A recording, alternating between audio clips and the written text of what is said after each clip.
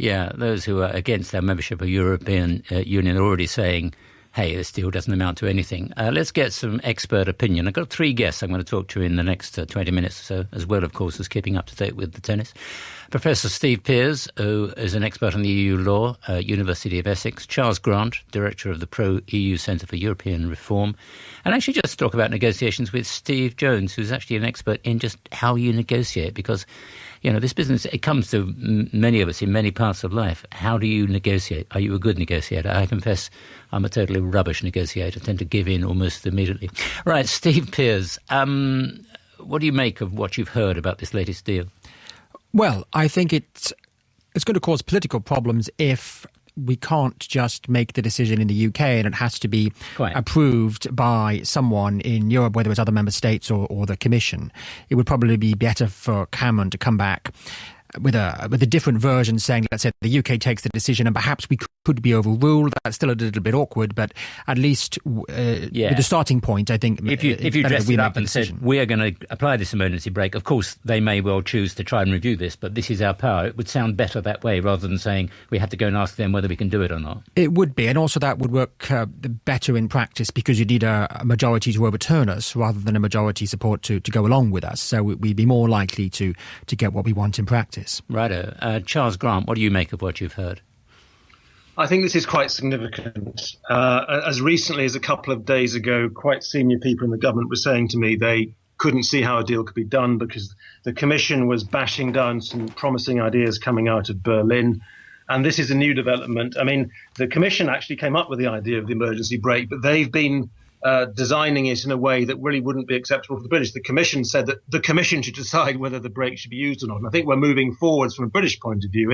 If as Steve Pearce says, the British perhaps can apply the brake and then it can only be overturned or stopped by a majority of the other member states. And by the way, Katja Adler said, most member states don't like these ideas. In fact, the ones who've been really opposed have been the Poles and the Romanians, the Bulgarians and some of the other Central Europeans. I think the French, the Germans, the Italian, the Spanish are not too hostile to British demands here. So I think as long as Cameron can do something that satisfies the Poles and some of the other Central Europeans, the bulk of the member states will go along with it. Yeah, I wonder how this will play when it comes to us voting on the future of Europe. So if this is the shape of the deal, I'll give you a John Redwood quote. I know he's an arch critic of Europe. He says, so we have to beg in extreme circumstances for permission of the rest of the EU to temporarily not make payments we don't want to make. If that is the deal, that's the way it'll be portrayed. And when you say it like that, Charles, doesn't sound too good, does it?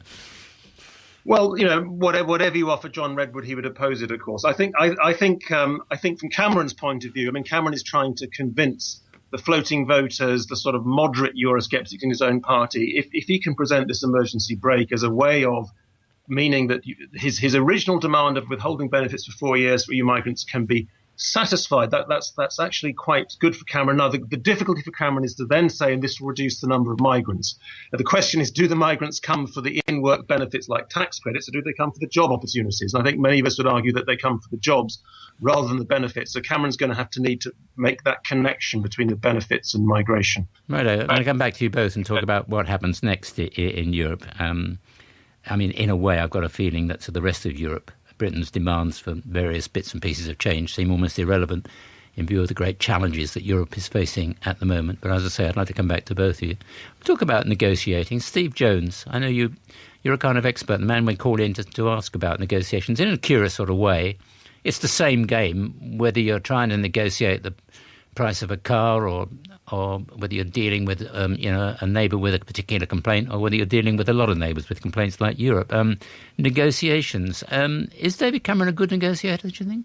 Well, it's hard to say, isn't it? Because you don't actually see him negotiating. All you see is the fallout from it. But in reality, if you look at what he's trying to do here, I don't often agree with Mr. Redwood, but it does sound like a classic fudge. There is no... Yeah, that's what you get out of Europe, isn't it? That's always what you get out of Europe. You get fudges, because if you get lots of disparate elements coming together, in the end you have to kind of stitch something together, don't you? Well, you do and you don't. But if you haven't got an agreement on what's going to happen under what circumstances, then it's not a deal, is it? It's just a sort of a vague assertion. If you look at, without commenting on the politics of it, if you look at what happened with the recent dispute with the junior doctors unions went in with a mandate that they would go on strike. So it's very much, if you don't do this, then our sanctions are going to be that. And if you look at the situation with Mr. Cameron and Europe, he hasn't got a mandate from the country that if push comes to shove, we'll pull out of Europe, and that's the big stick. He hasn't got a big stick to wave. He's just relying on persuading other people rather than negotiating with them. Yeah, I guess that's an interesting element. I mean, Steve Pearce, come back to you about the future of Europe. When I suggested that, in a way, David Cameron's demands probably don't seem that important to the rest of Europe, and when you compare them with the kind of challenges they face, because, for instance, of a number of migrants trying to get into the place. Well, exactly. I think this summit coming up in February is also meant to deal with that subject. So I think for someone like Mrs. Merkel, this is a much less important issue for her future, even staying as the leader in Germany, than, in fact, trying to deal with the migrant refugee crisis. That's what she's going to be spending 90% of her time thinking about, and so will quite a few others like the Swedes and so on. Right. I just want to go across warn you I'll do this, but I want to catch up with Russell Fuller at the tennis. Andy Murray's been playing better in this second set. How's it going, Russell? He has a set point, but it is on the Milos Raonic serve. 5-6. 30-40, Raonic serves, forehand return from Murray, the volley into the net from Raonic, and Murray has got the break at the critical stage. Murray had been putting more pressure on the Raonic serve throughout this second set. He'd had his opportunities, Raonic had held on, but just as we thought we were going into a tie-break, a double fault from Raonic, a brilliant rally won by Murray with a forehand cross-court winner, and then a canny return. The Canadian nets the volley, and Murray has levelled the match so crucially by taking the second set, Peter, by 7-5. You've got to give us full marks for timing there, haven't you, really, Russell? That was a good... I've never doubted your timing, Peter, not for a moment. That was a good moment. Normally I do that and we get sort of 8 successive points, but that was brilliant. We'll try and do that again. And a very good point to catch up on. Great to hear. So that's one set all, and you'll hear the game unfolding here on 5 Live. And if you want to hear ball by ball commentary, it's not cricket, is it? But hit by hit commentary, then you can go across to 5 Live Extra. We're talking about Europe because it remains the grand issue. It won't be that long before we're going to have to vote on this issue. And that's quite a thought, isn't it? What will be the deciding factor? Will you actually worry about this particular set of reforms which David Cameron is trying to achieve? Is that the key factor? Charles Grant, I mean, how much does it really matter? I don't know how much difference it will make and how much it really matters, the shape of the package that David Cameron emerges with, about which way people vote. I think it does matter, because although most of us voters are not going to read his bit of paper that he brings back from Brussels, a lot of Conservative members of Parliament will, and I've been speaking to them, and to my surprise, many of them say to me they're not sure which way to go. They're genuinely going to study the details of the package and also perhaps consider their career prospects and whether they're going to be promoted by Cameron and Osborne. But I think the details matter. If Cameron can get a half-credible package, I would estimate most Tory MPs will back him, and that will be influential in the way the referendum pans out and the way the media report it. But even if you and I don't read all the details, I think the Tory MPs will. I would like to take issue with something Steve Jones said. Steve Jones said that Cameron doesn't have much leverage in this negotiation. Well, he said he'd have real leverage if he said, look, either you do this or we're off. Then that gives you negotiating leverage. My point would be actually having a referendum gives him leverage. I think one of the reasons why the Commission's come up with this quite interesting idea today is that they realise that if Cameron doesn't get something quite decent, he could even recommend an out vote in a referendum. Probably wouldn't, but he might in the last resort. And the fact that if the British people leave the EU, that's a big problem for everybody. So that does give him some leverage. And I think the other member states will support these new ideas because they're very worried about the prospect of Britain leaving. It would be a huge problem for the EU. Steve Pearce, how do you see it going?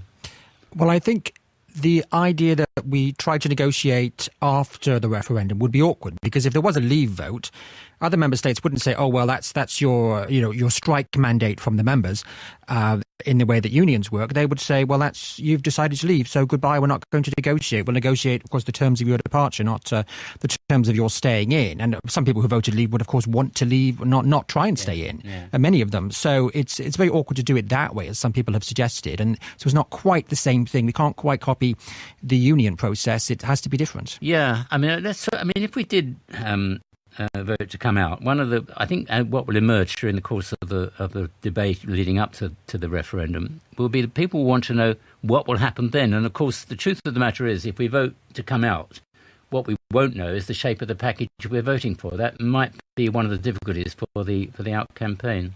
Well, exactly. I mean, they haven't even, on the whole, but there's two different out campaigns, and they haven't given a clear idea of what they think should happen. Of course, what they think should happen would anyway be dependent on negotiation with the EU. And I think a lot of other member states in the EU would say, well, we don't want other countries to take Britain's leave and lead, so we don't want to make it easy. And even if it might be better for us to have good trade relations, the more important thing for us is to make it very, very difficult and dissuade anyone else who wants to leave. Yeah. So I think that's the problem. Yeah, Steve Jones talking about negotiations. If we were to vote to leave, that would be quite a tough bit of negotiating, wouldn't it? Because we'd then be saying, well, we've left now. We certainly have that mandate that you asked for, but you then got to sort out another deal which meets the expectations of people here at home without any idea of what's actually going to emerge. Well, I think you're absolutely right. If you get to the stage where you've had a referendum and people have voted to pull out, you've left it a bit late to negotiate. But what you can do is you can, if you look at what the Greeks did, I've forgotten the guy's name, I won't disrespect him by attempting, Varoufakis, I think his name was they were putting out all sorts of messages about what's likely to happen. Now, to try to get people to move from their position, you haven't got to persuade them that you will leave. You've just got to persuade them that there is a good chance that if you don't get what you want, you probably will. You don't think we've softened them up enough with those kind of threats? Because David Cameron has essentially sounded like a bloke who wants to find an excuse to stay in, doesn't he? He doesn't talk about leaving with any enthusiasm. Well, I mean, if you look at the things that they've started to do with the big corporate the companies that won't pay tax, this has been dragging on for 2 years. So I don't think that they've shown much resolve for trying to bite some of the rather unpleasant bullets that are going on. So I don't think the EU think that under any circumstances will pull out. And in reality, for the country, probably the best alternative is for Mr Cameron et al. To get a decent agreement on terms that work for the UK as well. Right. Thank you for that, Steve. Let me ask a couple of long-term questions about Europe, because in a way I find that just as interesting as our referendum. Europe does seem to be at a crossroads. The euro is certainly on the question, doesn't work for a lot of the countries involved. And now with free movement, Schengen, that seems to be under threat. So, Steve Pearce, what are we going to be left with, say, in 3 or 4 years' time in Europe? What's going to emerge from all this? Well, we won't have to join the euro or Schengen even if we stay in, because we have cast iron protocol saying that we don't. I think these are issues that won't be easily solved. There are bound to be, I think, some more crises in Greece or maybe in Portugal, Spain, Italy about debt and bailouts. There won't be an easy solution to the refugee crisis because it involves sending people back to Turkey or stopping them from leaving, and that's going to be all difficult for all sorts of legal and political reasons. But all those problems will be there whether we stay in or not, and having an impact on us whether we stay in or not. Yeah, so I take that, but what's Europe going to look like? I mean, are we going to find a Europe with a steel fence around it, for instance? And I can imagine fences going up on Greek beaches or something similar to that, like return ferries that after they change the law, perhaps, to try and deal with those numbers. If the Turks accept it, of course, if they say we refuse to have people back, then it's not that simple. It's a difficult negotiation with Turkey as well. There's all these other things going on at the same time, which is why maybe this whole Brexit negotiation didn't get the attention that it would otherwise have done from the rest of the EU. Charles Grant, what sort of Europe do you see emerging at the end of this process? Well, I think I agree with what Steve Pearce said. I think we're going to see effectively a sort of two-tier Europe. We're going to see a Eurozone not forming a superstate, but certainly integrating more than it's done until now, with more coordination of economic policy, doing a lot of things together. And we're going to see an outer rim of countries like Britain Poland, Sweden, Denmark, some of the other Central Europeans who don't want to join the euro, aren't going to join the euro, and will be part of the single market and do part of the EU foreign policy coordination, part of the judicial cooperation, police cooperation, but won't actually be part of the euro. And that I think is a sort of two-tier or two-circle Europe emerging. That's the way it's going, which probably suits the British, because I don't think the British want to be part of an integrating federal eurozone at the centre, but they do want to be part of have the economic. So we can have our cake and eat it in a way. We can be part of the EU, but not the eurozone or the Schengen area, which, as Steve says, has got a lot of problems. Yeah, what we really want is a free trade agreement. Remember, I think there used to be something called EFTA, European Free Trade Agreement. That sounded all right, Charles.